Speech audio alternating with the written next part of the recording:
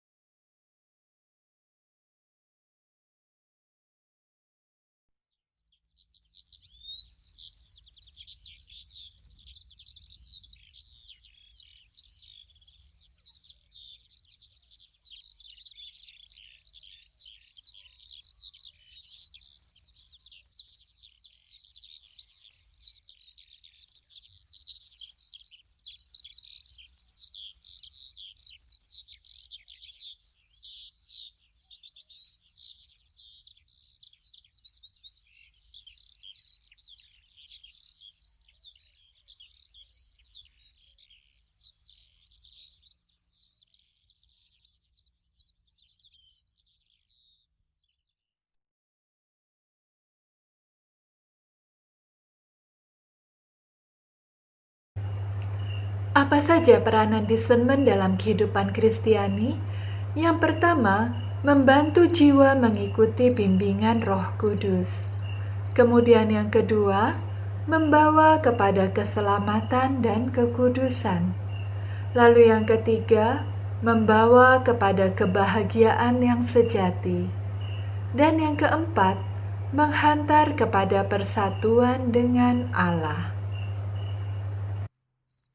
Marilah saat ini kita bahas satu persatu peranan dari discernment tersebut. Yang pertama, membantu jiwa mengikuti bimbingan Roh Kudus. Sikap discernment adalah sikap yang terbuka terhadap bimbingan Roh Kudus. Karena itu, keterbukaan ini akan meningkatkan kepekaan kita akan bimbingan Roh Kudus. Ngomong-ngomong, pernah nggak sih kalian merasa rindu sama seseorang? Kayaknya kangen banget. Nah, ketika kita rindu pada seseorang, apa yang terjadi dengan hati kita? Hati kita itu terbuka lebar-lebar terhadap orang itu. Semakin kita rindu, semakin terbuka lebar hati kita terhadap orang itu. Dan akibatnya apa? Kita menjadi sensitif atau peka dengan segala sesuatu yang berkaitan dengan orang yang kita rindukan. Jadi misalnya kita lagi kangen sekali dengan seseorang. Nah terus ketika mendengar namanya disebut, rasanya kita jadi sensitif sekali ya, langsung peka begitu, langsung ingin tahu, ingin mendengar lebih lanjut.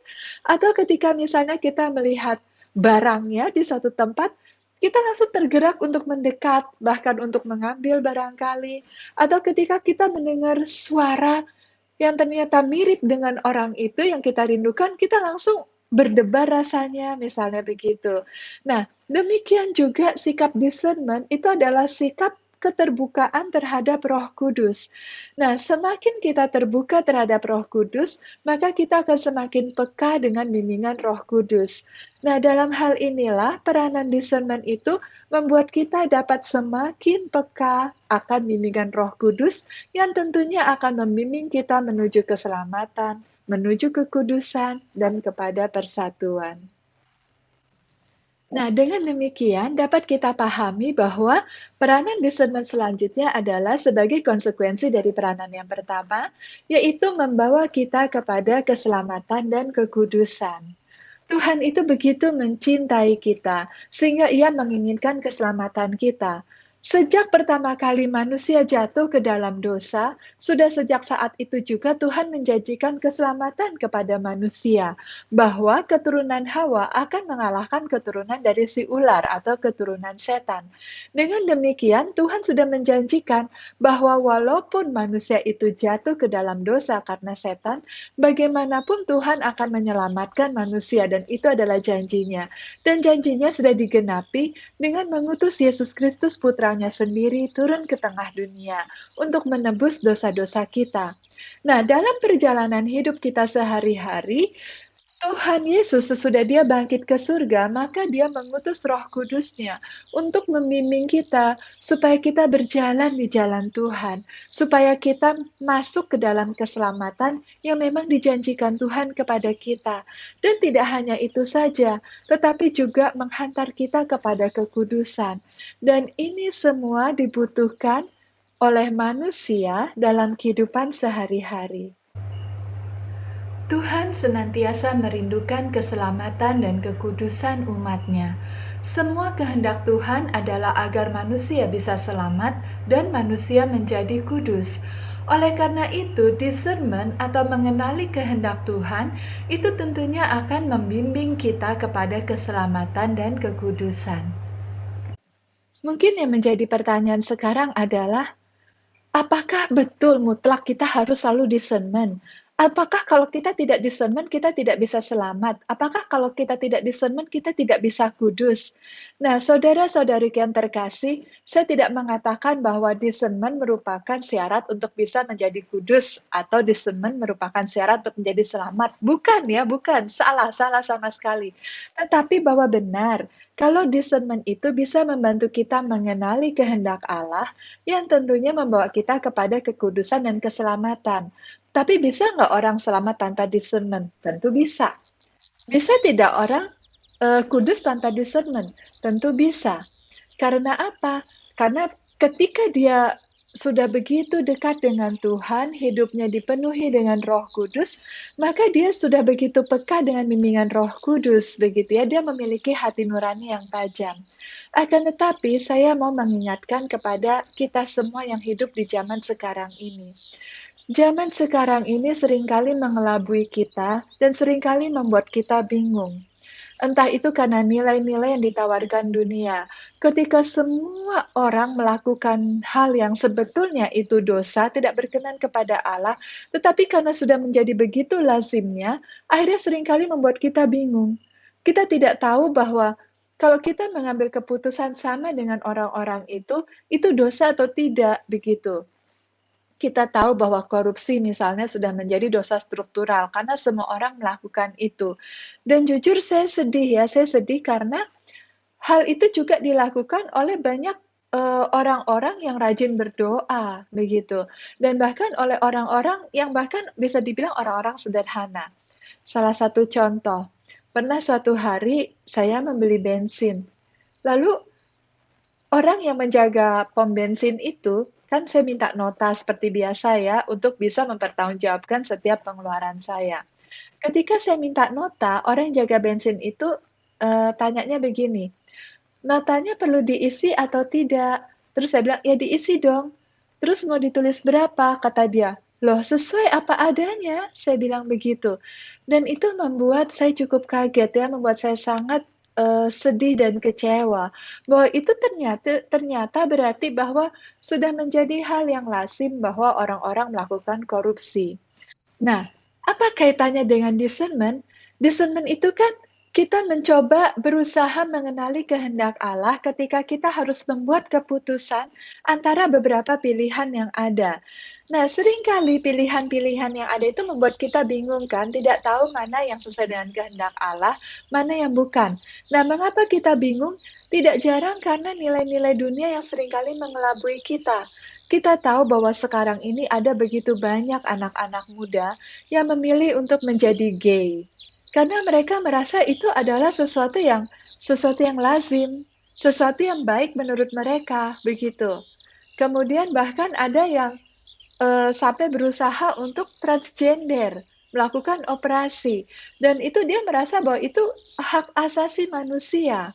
Itu adalah keputusan yang tentu saja tidak berkenan kepada Tuhan. Kalau kita yang tahu bahwa itu dosa, tentu dengan mudah membuat keputusan bahwa tidak, begitu ya, itu tidak sesuai dengan kehendak Allah. Tetapi bayangkan, kalau misalnya kita hidup di suatu lingkungan yang semua mengatakan bahwa itu tidak apa-apa, itu kan membuat kita bingung. Nah, pada zaman sekarang ini, saya mau mengingatkan bahwa nilai-nilai dunia itu seringkali membuat kita bingung. Itulah yang membuat kita harus discernment, harus mencari yang mana yang sesuai dengan keputusan Tuhan, yang sehingga tidak membuat kita jatuh ke dalam dosa. Atau terkadang hal yang membuat kita seringkali bingung juga tidak lain adalah tradisi atau adat istiadat. Ketika kita menjalani suatu budaya dalam kehidupan kita sehari-hari, dan kemudian akhirnya kita bingung tidak tahu lagi mana yang sesuai dengan kehendak Allah, mana yang tidak sesuai. Ketika leluhur kita masih hidup, mereka belum mengenal Kristus dan belum mengenal ajaran-ajarannya. Tetapi kita sudah mengenal dan kemudian mungkin timbul keraguan. Kayaknya kalau tradisi yang ini tidak sesuai dengan kehendak Allah. Kalau tradisi ini tidak masalah begitu. Tapi karena itu dijalankan terus-menerus dari generasi ke generasi dan dijalankan oleh semua orang di sekitar kita, akhirnya kita menjadi bingung ketika harus membuat keputusan. Misalnya, nanti menikah, saya mau menikah dengan cara bagaimana ya? Misalnya menikah untuk melestarikan tradisi dan budaya, tentu bagus. Tetapi ritual-ritual apa yang boleh saya jalani, mana yang tidak boleh saya jalani. Dan itu kemudian ketika kita harus memutuskan, dihadapkan pada pilihan-pilihan, seringkali itulah yang membuat kita bingung. Dalam hal inilah kita perlu discernment. Dalam Injil Matius pasal 5 ayat 48, Yesus berkata, "Karena itu hendaklah kamu sempurna, sama seperti Bapamu yang di surga adalah sempurna." Dan juga dalam kitab Imamat dikatakan, "Kuduslah kamu, sebab aku Tuhan Allahmu kudus." Sebetulnya masih banyak lagi ayat-ayat kitab suci yang menunjukkan bahwa Tuhan menginginkan agar kita kudus.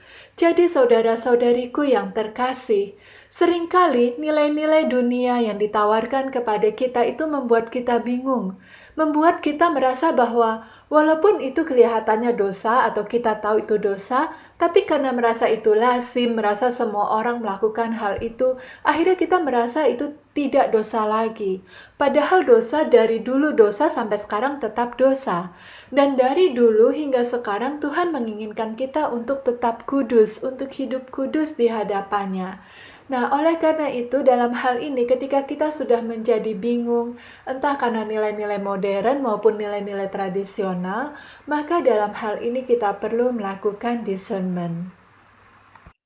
Dan discernment ini tentu saja tidak hanya berkaitan dengan memilih antara yang baik dan yang tidak baik, atau yang berkenan kepada Tuhan atau yang tidak berkenan. Tentu itu akan mudah ya, yang penting kita lihat saja sesuai dengan ajaran gereja atau tidak, sesuai dengan kitab suci atau tidak. Kalau bertentangan tentu jangan dipilih. Tetapi ada kalanya kita juga harus memilih antara yang baik dengan yang baik, yang sama-sama tidak bertentangan dengan ajaran gereja, tidak bertentangan dengan kitab suci.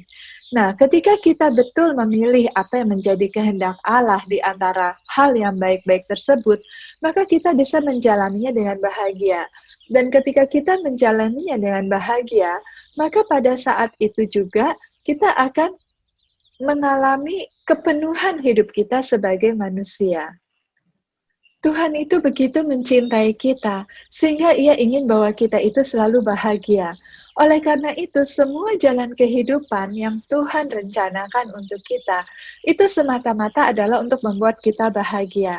Ketika kita mengambil jalan tersebut yang memang Tuhan sudah sediakan, maka kita akan mengalami kepenuhan kebahagiaan kita.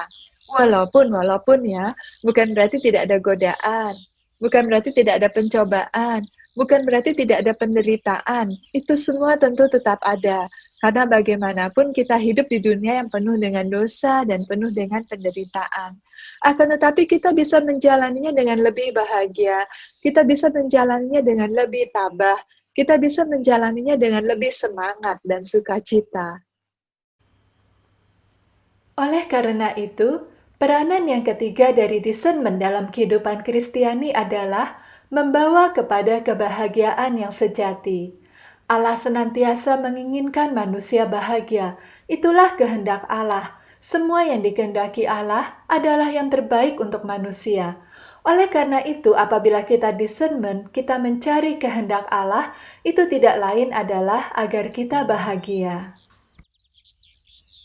Dan yang terpenting di sini, discernment juga dapat menghantar kita kepada persatuan cinta kasih dengan Allah. Persatuan dengan Allah ini mengapa bisa terjadi lewat discernment? Karena jangan lupa, persatuan dengan Tuhan itu terjadi ketika kehendak kita bersatu dengan kehendak Allah. Nah, bukankah discernment itu mencari kehendak Allah, sehingga ketika kita sudah menemukan apa yang menjadi kehendak Allah dalam kehidupan kita, maka kehendak kita bersatu dengan kehendak Allah. Pada saat itulah tercapai persatuan cinta kasih dengan Allah. Demikianlah peranan discernment yang keempat, yaitu menghantar kepada persatuan dengan Allah. Persatuan dengan Allah ini tidak lain adalah persatuan kehendak, yaitu jiwa masuk ke dalam cinta kasih Allah yang tidak bertepi. Mari kita bayangkan apabila kita memiliki seseorang yang sangat kita cintai, maka terhadap orang yang sangat kita cintai itu, apa yang akan kita lakukan? Kita akan selalu berusaha untuk mengerti apa yang diinginkannya. Dan setelah kita tahu apa yang dia inginkan, maka kita akan berusaha keras agar kita dapat memenuhi keinginannya. Demikianlah hati yang mencintai Tuhan. Ia akan senantiasa berusaha untuk dapat mengikuti apa yang menjadi kehendak Tuhan. Karena ia begitu mencintai Tuhan, sehingga ia akan berjuang keras memberikan hidupnya, memenuhi setiap kehendak Tuhan di dalam dirinya. Nah, saudara-saudariku yang terkasih, pada saat kita terus-menerus ingin memenuhi kehendak Tuhan, pada saat itu kehendak kita dipenuhi oleh kehendak Allah. Kita tidak ada lagi kehendak pribadi atau kehendak diri sendiri, karena semua sudah ditaklukkan kepada kehendak Allah.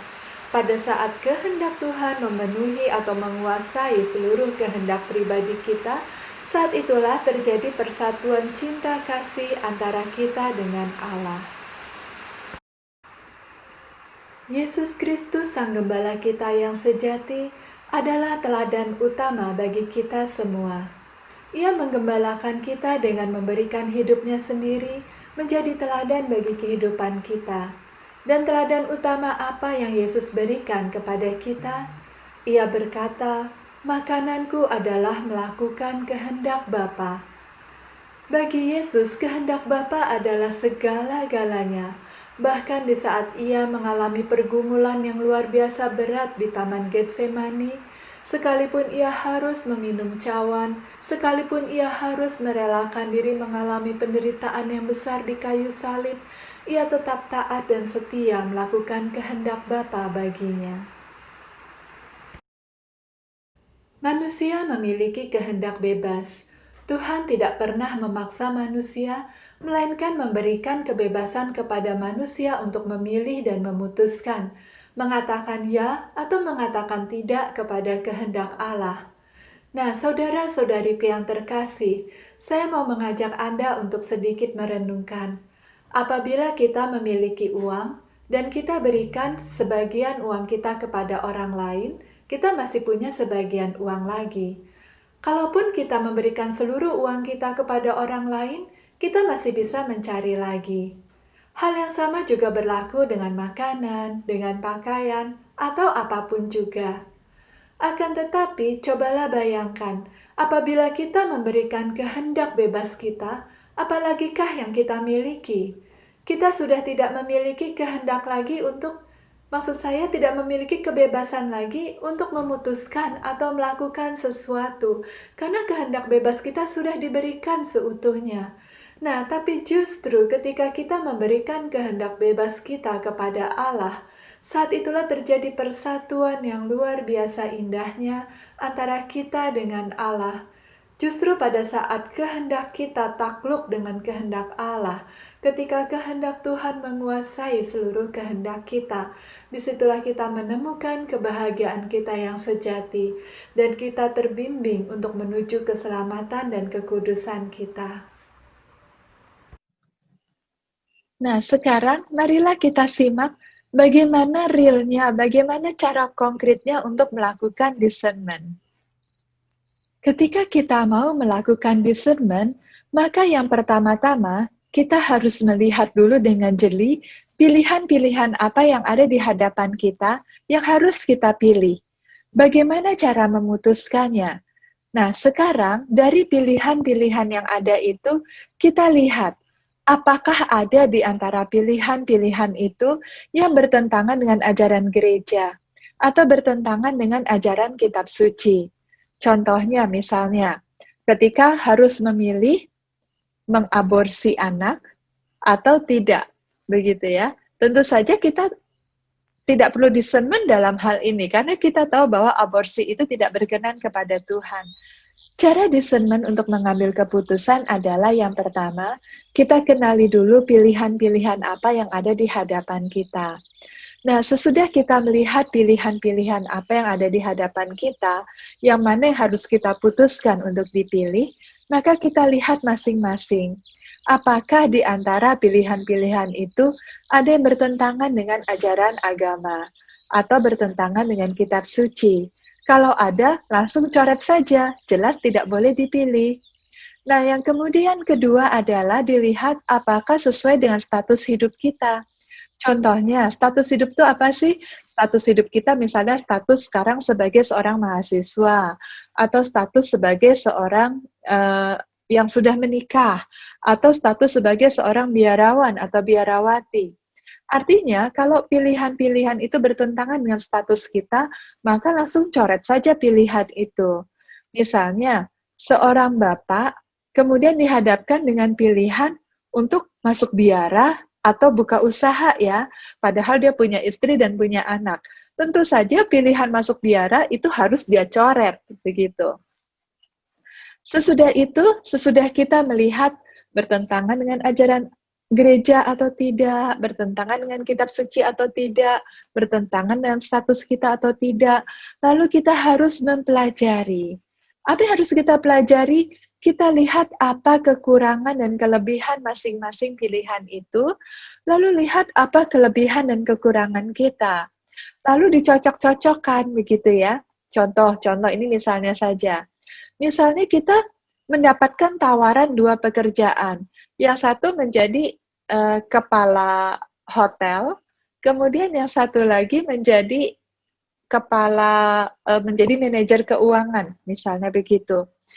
Lalu kita pelajari kalau manajer keuangan itu kelebihan dan kekurangannya apa ya? Maksudnya dalam hal ini dikaitkan dengan pekerjaannya, dengan kehidupannya.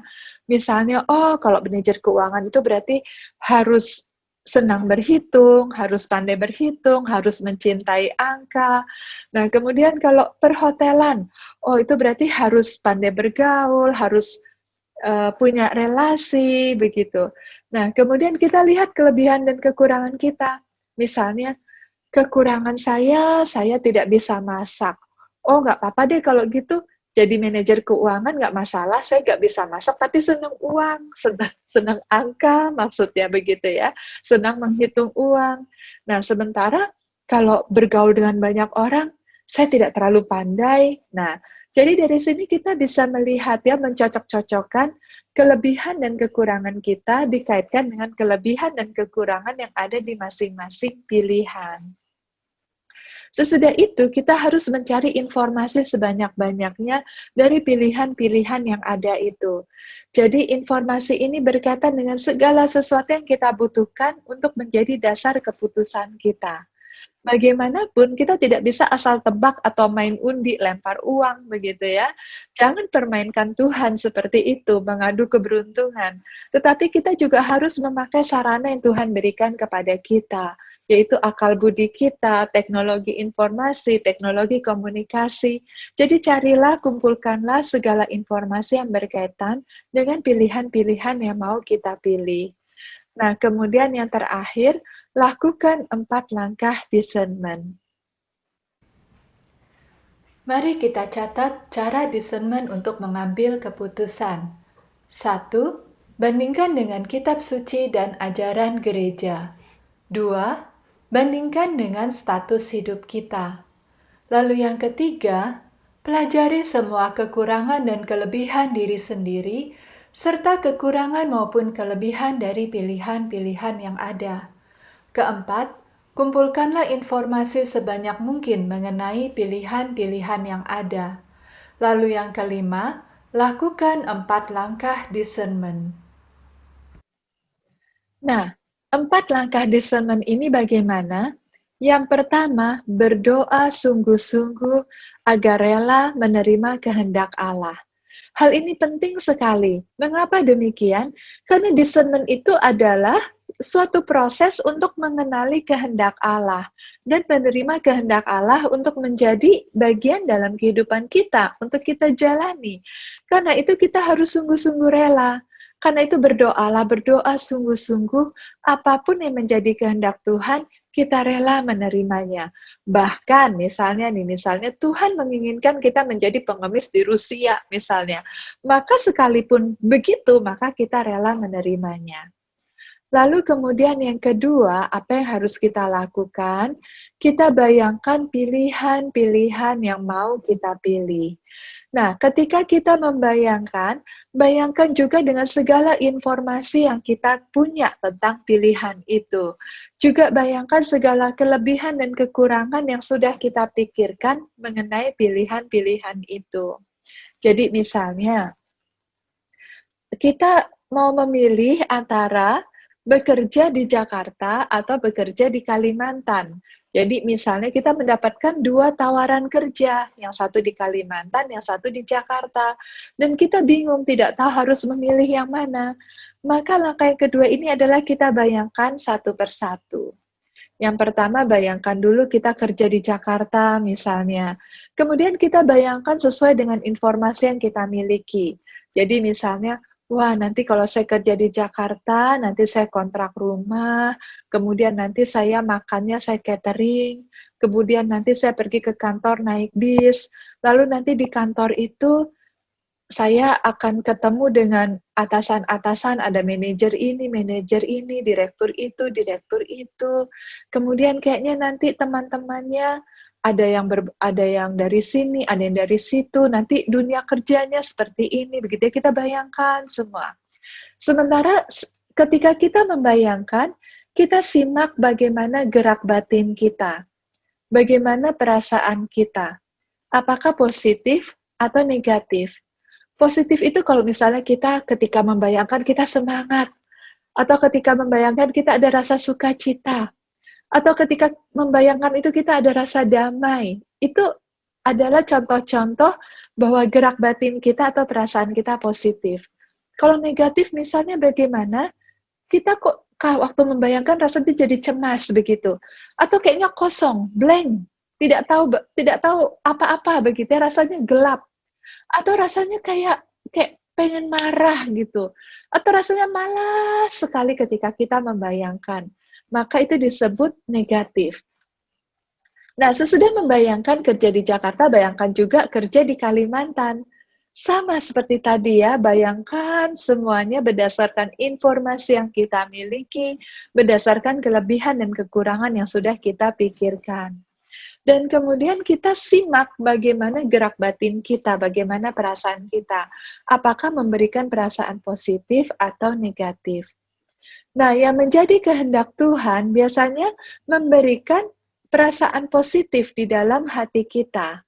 Nah, itu bisa menjadi semacam tanda bahwa itulah yang menjadi kehendak Tuhan. Tapi, nah ini tapi ya, tidak cukup kita membayangkannya satu kali, tetapi harus berkali-kali. Selama berapa lama? Untuk jangka waktu yang cukup lama. Sampai kapan?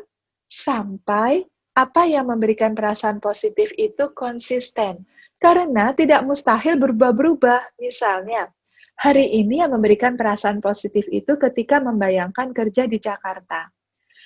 Besoknya ketika kita membayangkan lagi, ternyata kerja di Kalimantanlah yang memberikan perasaan positif. Lusa Kalimantan lagi, besoknya lagi, loh ternyata Jakarta. Nah, kalau berubah-berubah seperti itu, maka harus kembali ke langkah semula. Mengapa kembali ke langkah pertama? Itu berarti kita belum sungguh-sungguh ikhlas menerima kehendak Tuhan. Akibatnya apa? Ketika membayangkan apa yang menjadi kehendak Tuhan, memberikan perasaan positif. Ketika membayangkan apa yang menjadi kehendak kita, ya senang juga karena memang kita pingin gitu kan. Nah, itu sebabnya mengapa discernment pada langkah kedua ini dia tidak konsisten berubah-berubah terus. Karena itu kembali ke langkah pertama, doa lagi. Doa sungguh-sungguh sampai kita betul-betul ikhlas menerima apapun kehendak Tuhan. Nah, kalau sudah, ulangi lagi langkah yang kedua. Nah, selanjutnya, apa yang terjadi kalau misalnya kita sudah menemukan konsisten ya, misalnya hari ini yang memberikan perasaan positif kerja di Jakarta, besoknya Jakarta, lusanya Jakarta, dan terus konsisten begitu ya. Mungkin kira-kira sampai antara 3 sampai 7 hari berturut-turut terus sama. Maka kita sudah mulai kira-kira dapat mengerti bahwa itulah yang Tuhan kehendaki dalam kehidupan kita. Maka kita bisa masuk ke langkah yang ketiga. Langkah yang ketiga ini apa? Kita belajar untuk semakin peka terhadap sapaan Tuhan dan bimbingan Tuhan.